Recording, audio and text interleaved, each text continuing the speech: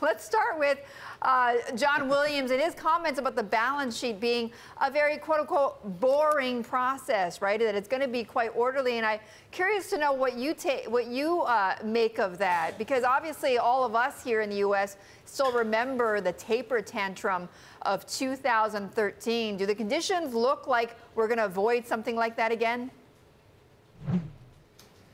I don't think we're going to have anything like that again. That was a communications problem, not a problem with the actual policy.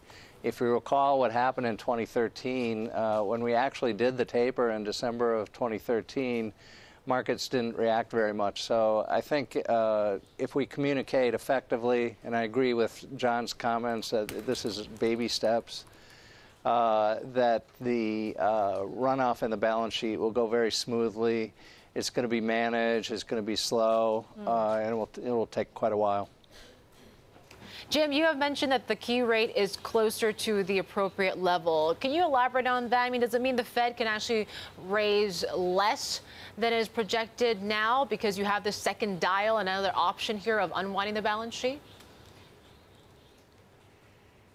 Yeah, I think a good thing about unwinding the balance sheet is that it will create policy space for the committee in the future if we need it. And on the rate itself, I think that we're not very far from an appropriate rate for the U.S. economy that will keep inflation not too far from target and the labor market performing well.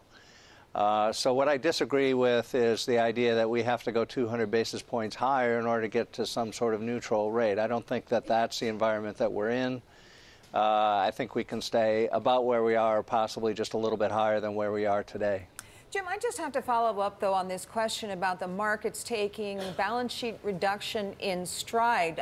No, we know there are no details yet about where the caps will be set on how much can be rolled off every month. J.P. Morgan is saying, oh, they think it's going to be $12 billion to start. Bank of America Merrill Lynch is saying $5 billion. But the bottom line is the market doesn't have a blueprint for this. Neither do you. There's going to be a big source of demand removed from the situation because the Fed has been buying so many bonds to replace the ones that are rolling off.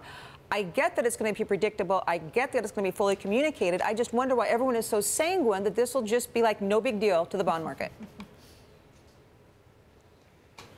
Yeah, I just don't think the numbers are not big enough to really have a very large impact. There'll be some impact, but it'll be relatively small. And to the extent there would be months where there would be a lot of roll-off, we'll put some caps on that to keep that under control. So there'll be a sort of maximum that markets would face in any particular month. The exact details are up to the chair, and we'll let her make the call on that in conjunction with the markets desk in New York.